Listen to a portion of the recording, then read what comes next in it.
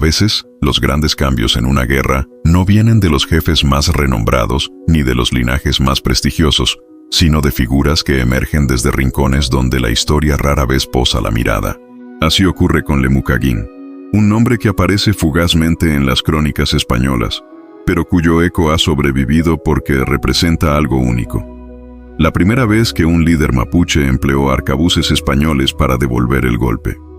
La mayoría de las fuentes que mencionan a Lemucaguín, principalmente crónicas de la segunda mitad del siglo XVI, como las de Góngora Marmolejo, Pedro Mariño de Lovera y Diego de Rosales, lo sitúan dentro del territorio cercano a la ribera del Biobío, en una zona donde distintos lof mantenían alianzas flexibles entre sí. No se le atribuye la condición de Toqui en todas las crónicas. Algunas lo nombran simplemente como capitán o indio principal. Sin embargo, otras narraciones cercanas a la tradición oral lo recuerdan como un líder estratégico que ocupó un rol semejante al de un Toqui, al menos en campañas puntuales. Dado que la documentación española sobre líderes mapuches era inconsistente, fragmentaria y muchas veces escrita años después, los títulos que otorgaban no siempre coinciden con las estructuras políticas mapuches reales. Por eso, en este documental distinguiremos claramente lo documentado, lo probable y lo que pertenece a la interpretación tradicional. Lo que sí coincide en todas las fuentes es su carácter audaz. No hablamos aquí de un guerrero que seguía los patrones más comunes de la guerra mapuche de aquella época.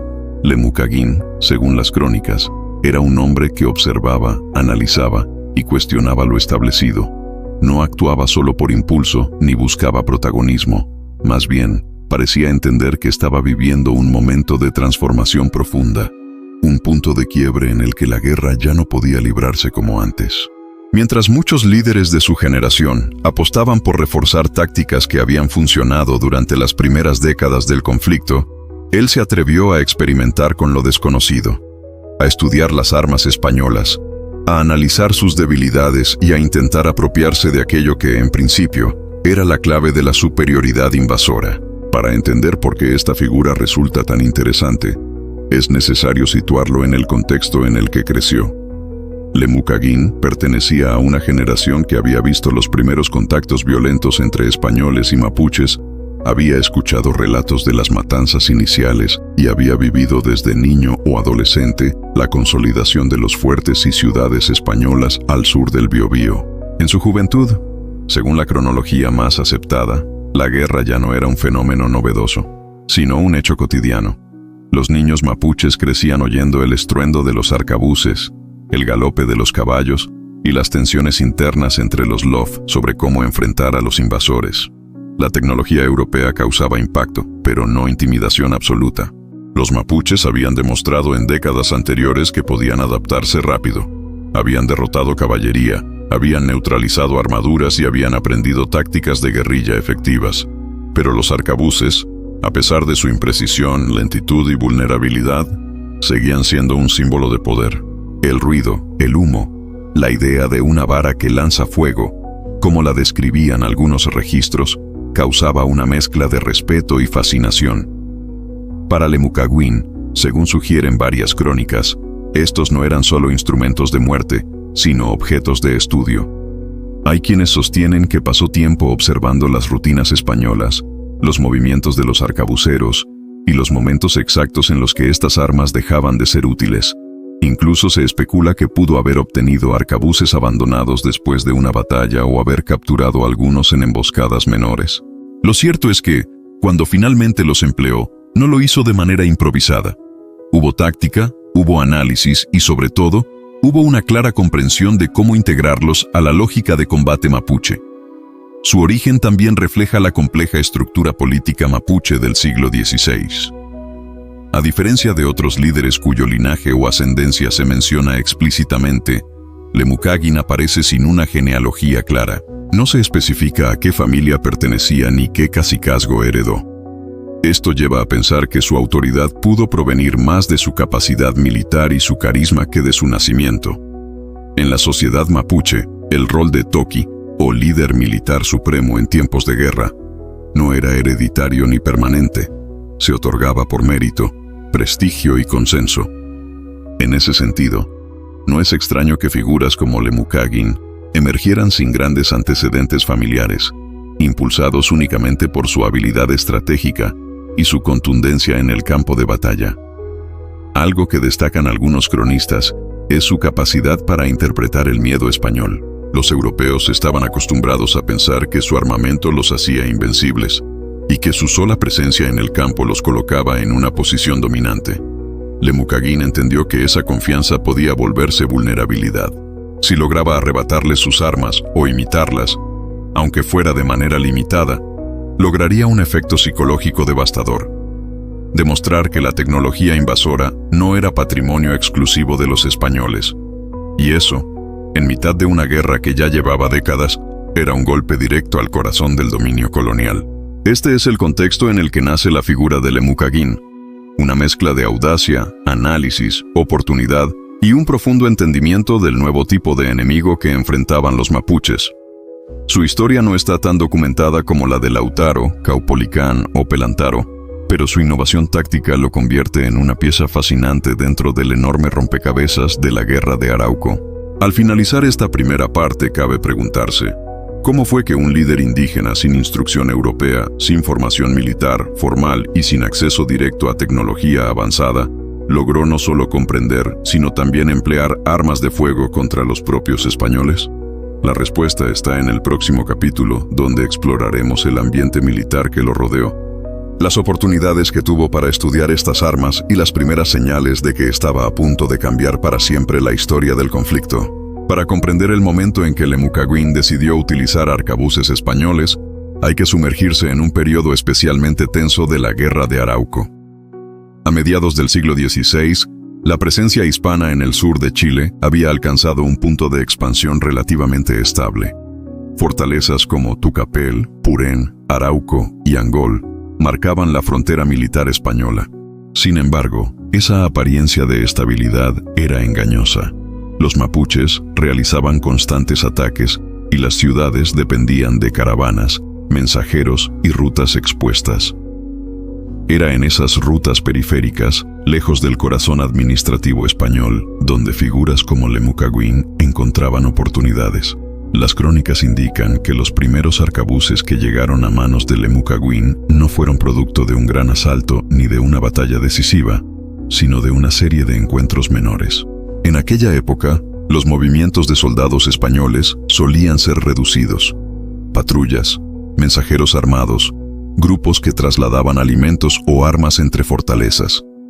Aunque siempre iban alertas, su confianza en su tecnología los hacía subestimar ciertos riesgos. Y fue ahí, entre caminos secundarios y zonas boscosas, donde los guerreros mapuches empezaron a capturar armamento europeo. Lemucaguín, según varias fuentes, fue uno de los primeros en comprender que estos ataques de pequeña escala podían convertirse en una ventaja estratégica mayor. No se trataba solo de dañar al enemigo, sino de estudiar los objetos recuperados. Su interés en el funcionamiento de las armas españolas tenía un propósito doble: debilitar la moral enemiga y abrir una nueva dimensión táctica para los mapuches. La imagen que entregan las crónicas de la época nos muestra a un Lemucaguín que observaba con paciencia. No era un hombre impulsivo, sino un estratega que quería entender qué hacía tan temida a esa arma que lanzaba humo y retumbaba como un trueno. Los mapuches ya habían demostrado su capacidad de adaptación frente al caballo y la armadura, pero el arcabuz requería algo más: técnica, tiempo y una reorganización de la forma de combatir.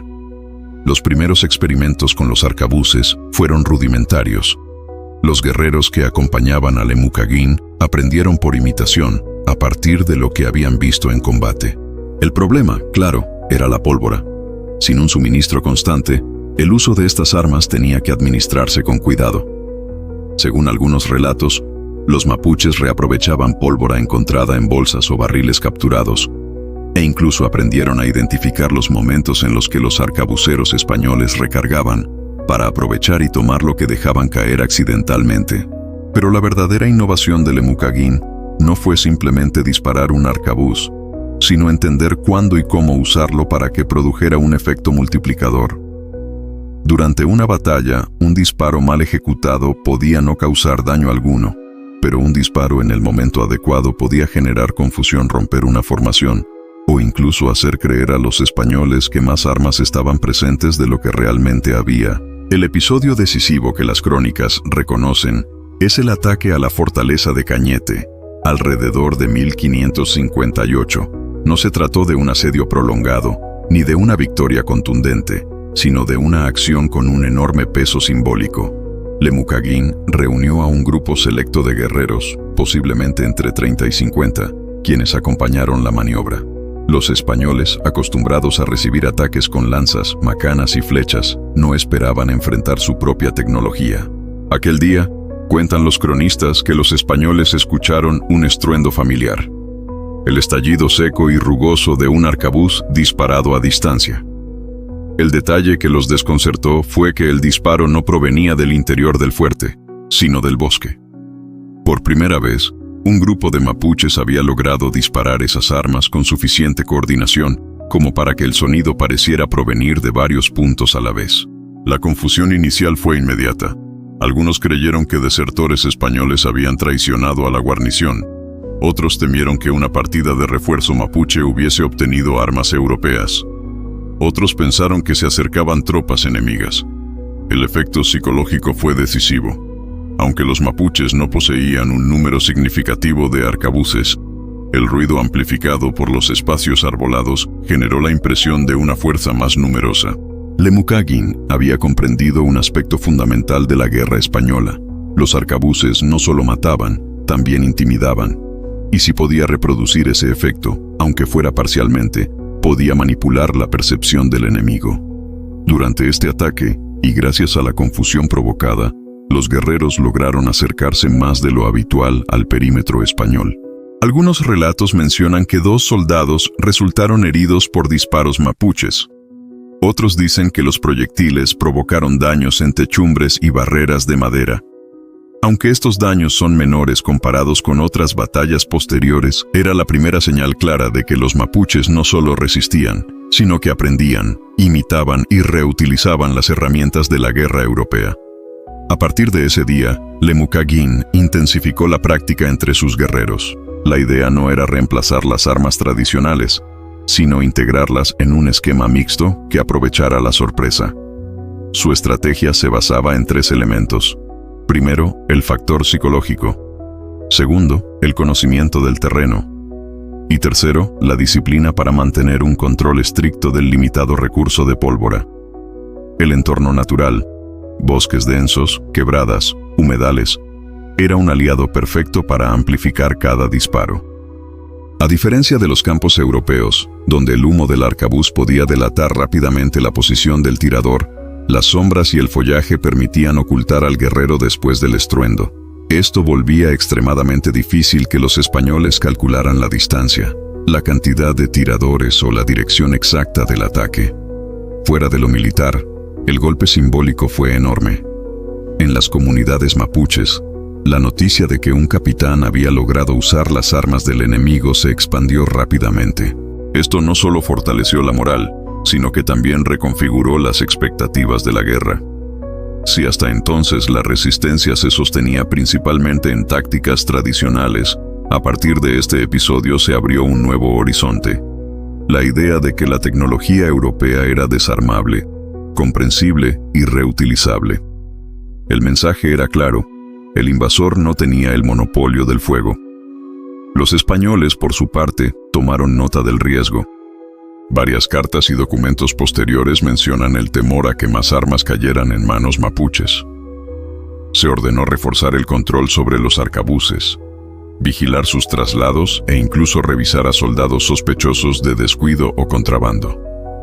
El solo hecho de que un líder indígena hubiera encontrado la forma de disparar correctamente un arma de fuego alteró la percepción española sobre el enemigo, que dejó de verse como meramente valiente y pasó a considerarse también astuto y adaptable. Este capítulo de la historia, aunque breve y poco desarrollado en las crónicas, marca el primer indicio del ascenso de Lemucaguín como innovador militar. Desde ese día, los españoles sabían que el fuego ya no era su privilegio, y los mapuches, por primera vez, sintieron que aquello que parecía imposible era, de hecho, alcanzable. La batalla en la que Lemucaguín no solo usó arcabuces, sino que organizó un verdadero destacamento mapuche de arcabuceros, un momento único en toda la guerra de Arauco. Después del ataque a la fortaleza de Cañete, la figura de Lemucaguín comenzó a crecer entre los distintos LOF que resistían la presencia española. Su nombre ya no solo representaba a un capitán con ideas poco comunes, sino a un líder que había demostrado que era posible apropiarse de la tecnología enemiga y adaptarla al estilo de combate mapuche. Ese gesto, pequeño en escala, pero enorme en significado, fue suficiente para que se generara una expectativa dentro de las comunidades. ¿Qué podría lograr Lemucaguín si tuviera más armas? ¿Y si lograba formar un grupo entrenado para utilizarlas? Las fuentes señalan que Lemucaguín no tardó en intentar responder esas preguntas. Los arcabuces que poseía eran pocos, escasos y difíciles de mantener, pero aún así decidió organizar, por primera vez en la historia mapuche, un pequeño destacamento de guerreros específicamente encargados de utilizarlos. No se trataba de un ejército formal ni de una unidad numerosa, sino de una selección cuidadosamente escogida de guerreros que habían demostrado paciencia, autocontrol y disciplina. El uso del arcabuz no podía entregarse a cualquiera.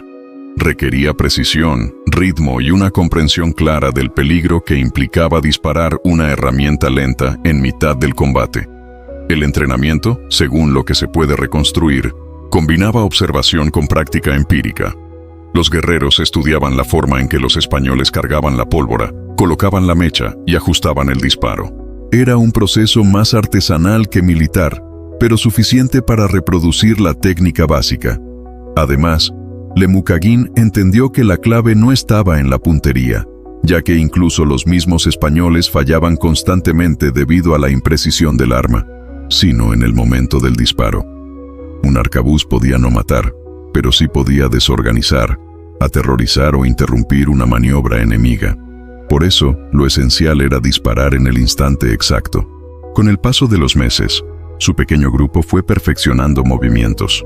Cargar escondidos detrás de troncos, disparar desde posiciones elevadas o usar la vegetación para ocultar el humo del disparo. Muchos de estos elementos no eran parte del combate europeo, más estructurado y lineal, pero sí encajaban perfectamente con el estilo de guerra mapuche, basado en el conocimiento íntimo del territorio.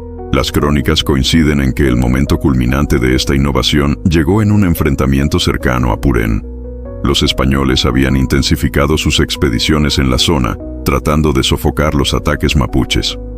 Una compañía dirigida por un capitán cuya identidad varía según las crónicas. Algunos señalan a Pedro de Avendaño, otros a un subordinado que patrullaba la zona. Comenzó a internarse en los bosques confiada en que los mapuches continuarían usando las mismas tácticas de emboscada tradicionales. Lo que no sabían era que Lemucaguín había estado calculando exactamente esa oportunidad. El terreno de Purén era ideal para su estrategia.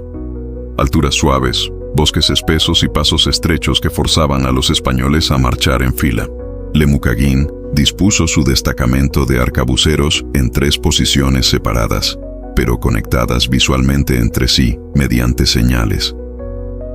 No se trataba de disparar simultáneamente, como lo hacían los europeos en descargas coordinadas, sino de disparar de manera escalonada para prolongar el efecto psicológico. Cuando la columna española comenzó a avanzar por el paso más angosto, los guerreros mapuches permanecieron inmóviles, esperando la señal. La primera detonación rompió el silencio del bosque, y el eco amplificado hizo pensar que se trataba de varios disparos.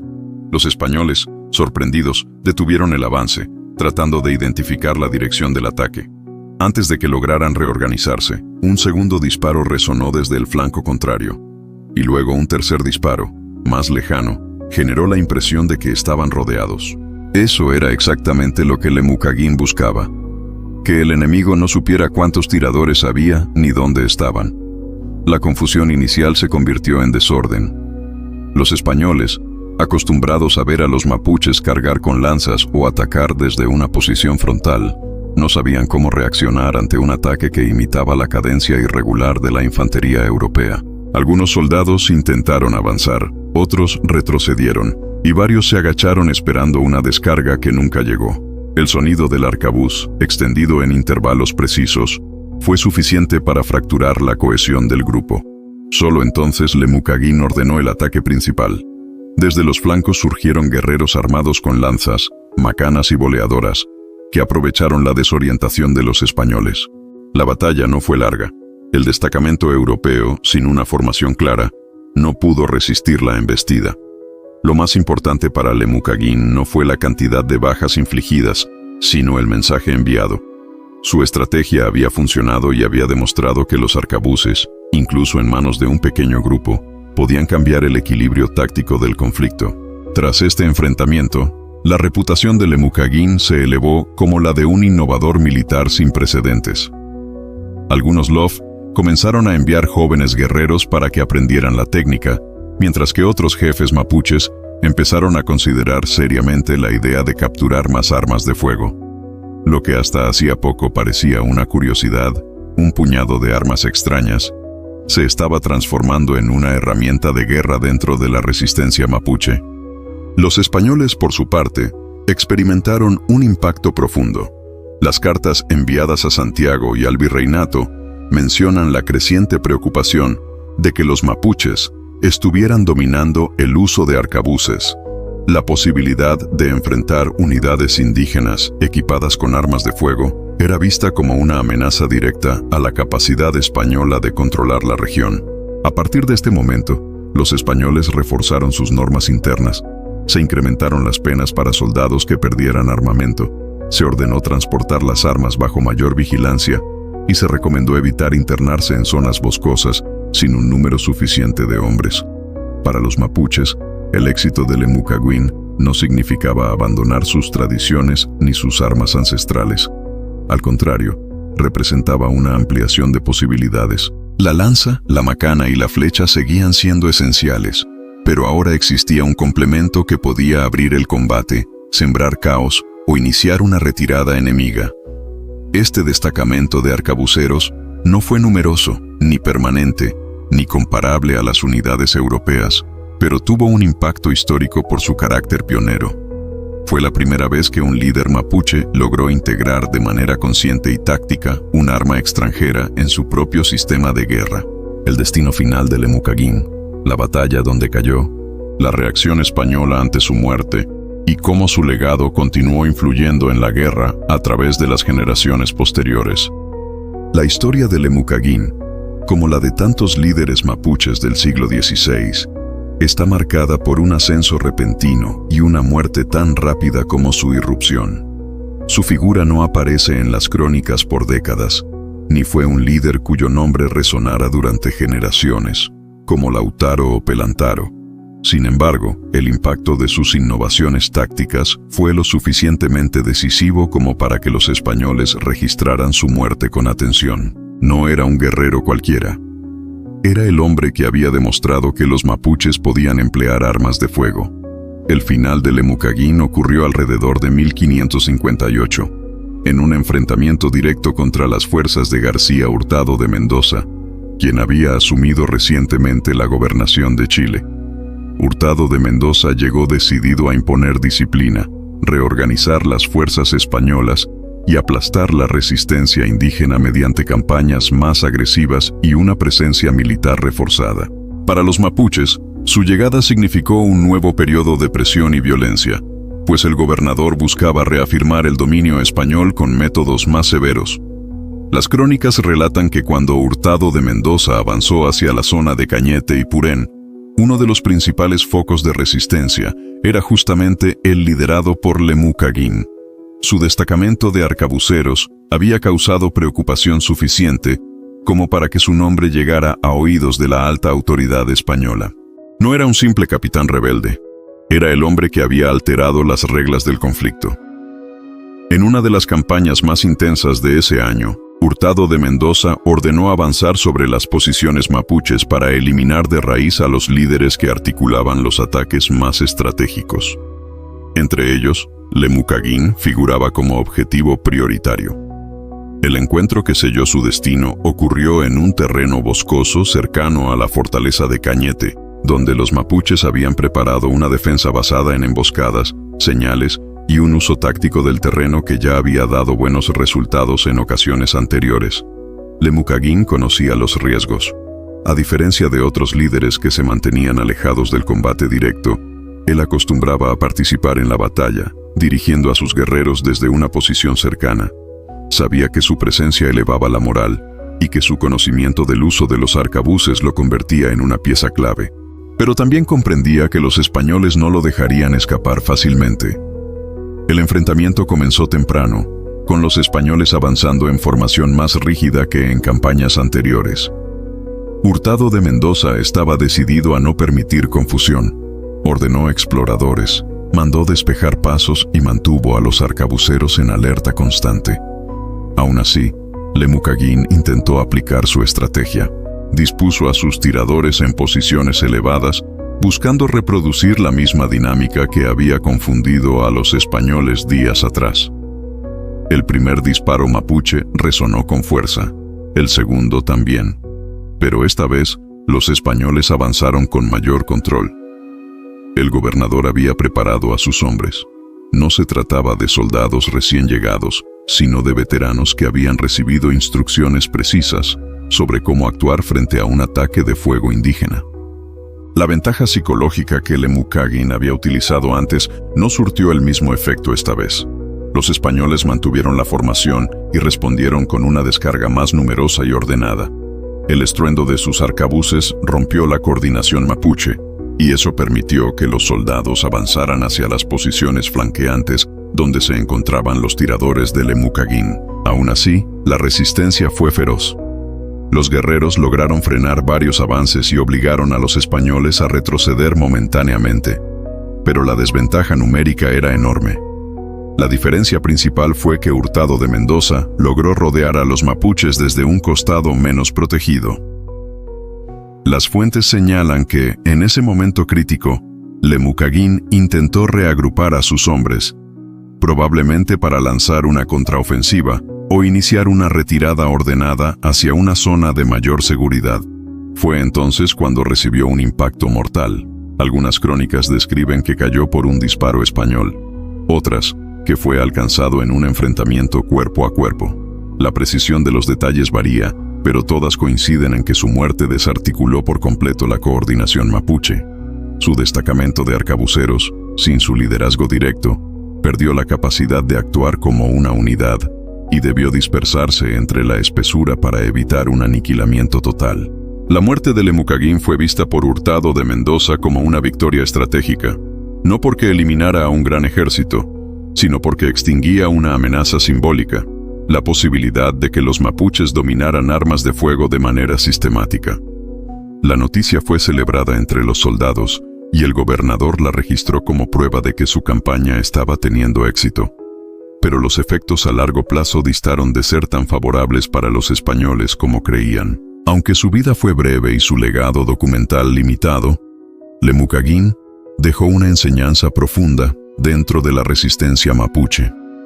Su innovación demostró que la adaptación tecnológica era posible, que el enemigo no poseía cualidades sobrenaturales ni ventajas insalvables.